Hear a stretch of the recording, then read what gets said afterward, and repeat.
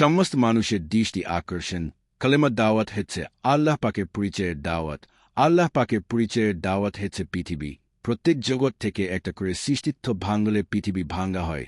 পৃথিবী ভাঙলে আল্লাহকে দেখা যায়। পৃথিবী ভাঙার দাওয়াত শিখলে এবং পৃথিবী ভাঙার দাওয়াত মানুষদেরকে লম্বা সময় দিলে বিশ্বাসস্থায়ী হবে। নবী পৃথিবী ভাঙার দাওয়াত দিয়ে বিশ্বাসস্থায়ী করেছিল। নবী পৃথিবী ভাঙার দাওয়াত দিয়ে সব শ্রেণীর মানুষদেরকে বিশ্বাস দিয়েছিল। পৃথিবী ভাঙার দাওয়াত শিখা হচ্ছে কালেমা শিখা। সমস্ত মানুষ প্রথমে পৃথিবী ভাঙার দাওয়াত শিখতে হবে। সমস্ত মানুষ পৃথিবী ভাঙার দাওয়াত লম্বা সময় দিয়ে বিশ্বাসস্থায়ী করতে হবে। পৃথিবী ভাঙার দাওয়াত দিলে অন্তরে হিসাব ছাড়া নূর আসে। পৃথিবী ভাঙার দাওয়াত লম্বা সময় দিলে অন্তরে নূর ভরপুর হয়ে যায়।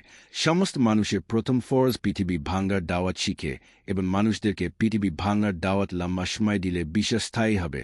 বিশ্বাস দিয়ে সমস্ত এবাদ, বিশ্বাস ছাড়া এবাদ ধ্বংস হবে। নতুন কোরআন শরীফের আয়াত। সমস্ত মানুষের দৃষ্টি আকর্ষণ কালেমা দাওয়াত শিক্ষা ছাড়া যারা নামাজ পড়তেছে তাদের গুনাহ হইতেছে। কালেমা দাওয়াত লম্বা সময় দেওয়ার পর নামাজ পড়তে হবে। নবী ও সাহাবীরা প্রথমে কালেমা দাওয়াত লম্বা সময় দেওয়ার পর নামাজ আদায় করেছিল। সমস্ত মানুষের কালেমা দাওয়াত লম্বা সময় দেওয়া প্রথম ফরজ। কালেমা দাওয়াত লম্বা সময় দেওয়ার পর দ্বিতীয় ফরজ নামাজ আদায় করতে হবে। প্রথম ফরজ কালেমা দাওয়াত লম্বা সময় দিতে হবে। প্রথম ফরজ আদায় না করলে কোন ফরজ ঠিক হবে না, বরং গুনাহ হবে।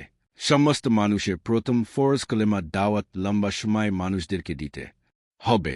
কালেমা দাওয়াত লম্বা সময় দিলে অন্তর পরিষ্কার হবে।